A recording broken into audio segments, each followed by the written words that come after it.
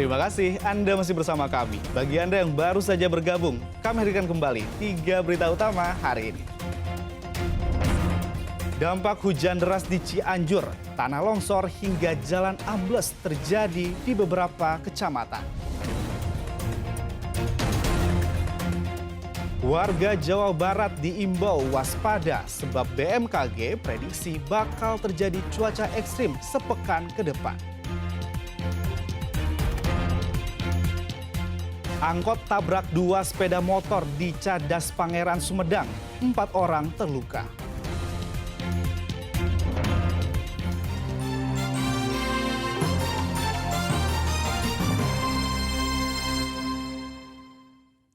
Satu angkot menabrak 2 sepeda motor dan berakhir terguling di kawasan Cadas Pangeran Sumedang. Akibat kecelakaan, 4 orang mengalami luka-luka. 3 kendaraan terlibat kecelakaan di kawasan Cadas Pangeran, Sumedang, Kamis pagi. Kecelakaan menyebabkan angkot terbalik, beberapa sepeda motor rusak hingga 4 korban luka-luka tergeletak di jalan. Kecelakaan ini bermula saat angkot melaju dengan kecepatan tinggi dari arah Bandung menuju ke Sumedang. Tepat di lokasi kecelakaan, sopir angkot hilang kendali sehingga kendaraannya oleng. Angkot lalu menabrak 2 sepeda motor dari arah berlawanan. Setelah menabrak motor, angkot pun terguling. Jadi justru si angkot yang nabrak motor ke arah lawan. Jadi kan gini, motor, ini angkot di sini. Dia bisa ke jalur berlawanan itu gimana? Kelihatan nggak? Mau oleng dari sananya. Oh, udah oleng dari sananya. Udah oleng. Pas belokan sana, si mobil oleng. 4 korban yang terluka dibawa ke Rumah Sakit Umar Wiraha di Sumedang.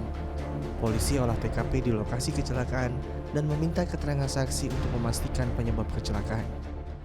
Korban sudah dievakuasi dan dibawa ke Rumah Sakit Umum Sumedang. Untuk kronologi, saat ini kami masih mengumpulkan saksi-saksi dan alat bukti. Sementara angkot yang terguling dan 2 sepeda motor dievakuasi agar lalu lintas kembali normal. Agung Gunawan melaporkan dari Sumedang. Ibu yang dibunuh polisi dengan memakai tabung gas LPG di Kabupaten Bogor akhirnya dimakamkan pada Rabu kemarin. Kebagian korban meninggalkan luka bagi keluarga. Tempat pemakaman umum Desa Cipenjo, Kecamatan Cilengsi, Kabupaten Bogor jadi lokasi peristirahatan terakhir Herlina Sianipa, ibu yang meninggal di tangan anak kandungnya sendiri yang merupakan seorang anggota polisi. Diringi tangis sanak saudara, jenazah Herlina Sianipa masuk ke liang lahat. Korban meninggal karena luka di kepala usai dihantam dengan tabung gas LPG 3 kg.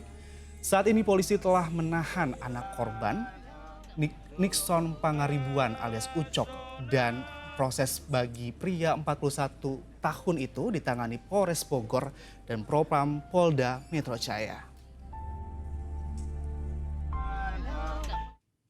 Kita beralih ke informasi lain, harga tomat hingga sayur sawit terpantau naik 2 hingga 3 kali lipat di pasar tradisional Subang. Kenaikan dipicu cuaca buruk yang mempengaruhi hasil pertanian dan pasokan ke pasar.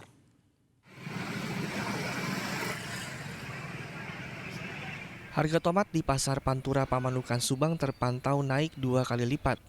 Pada Kamis kemarin, tomat yang awalnya dijual Rp8.000 lalu naik menjadi Rp17.000 per kilogram. Sementara harga timun naik dari Rp8.000 menjadi Rp11.000 per kilogram. Kenaikan lebih tinggi untuk sayur jenis caisin atau sawi hijau. Awalnya Rp8.000 menjadi Rp22.000 per kilogram.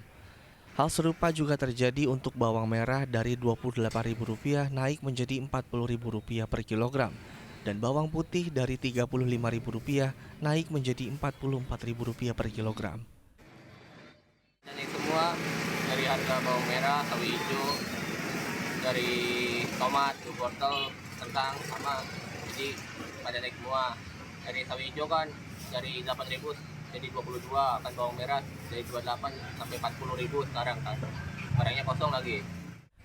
Kenaikan harga ini dipicu karena cuaca buruk yang mempengaruhi hasil panen petani. Pedagang dan pembeli pun terkena imbasnya. pengeluaran jadi besar gitu. Belanja di sini. Iya. Emang alami kenaikan? Iya, mengalami kenaikan. Apa aja di sini?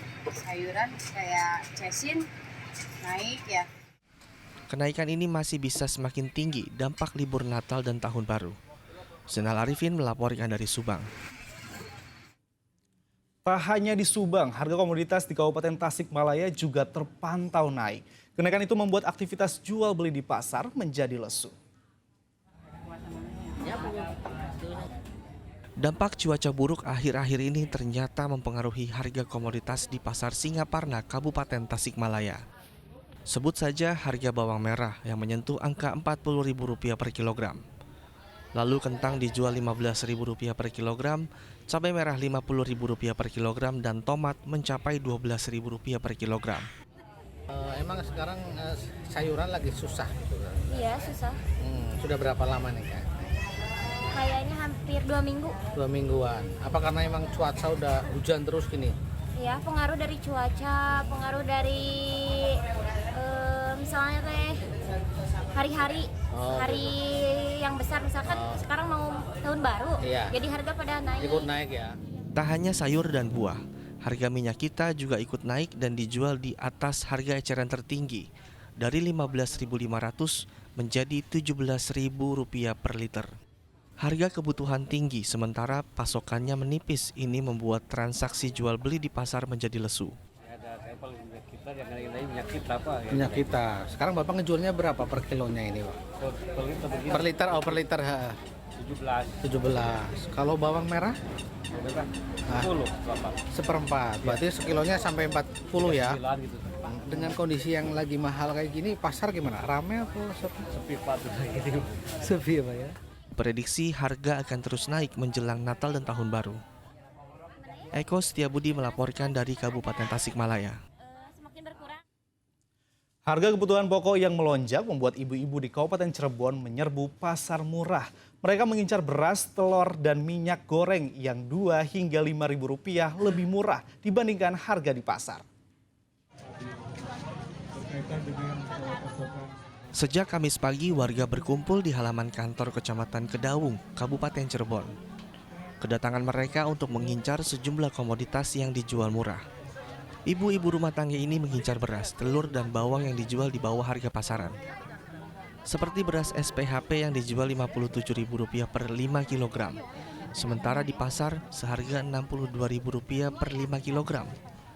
Lalu harga minyak goreng yang dijual Rp15.000, sedangkan di pasar dihargai Rp17.000.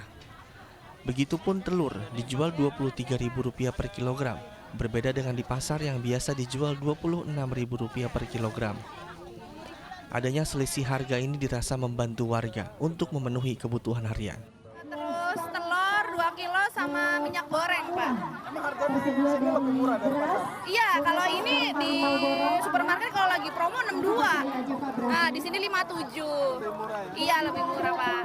Ih, terbantu sekali. Pengennya gimana harga-harga? Ya pengennya stabil kayak gini lah, Pak. Kalau bisa sih lebih banyak diadain kayak gini, Pak. Pasar murah sengaja digelar untuk menekan kenaikan harga sembako menjelang akhir tahun. Yang sangat penting yaitu momen hari besar keagamaan. Nah, biasanya tanpa di skenario, tanpa diatur bahwa harga-harga biasanya akan melonjak naik.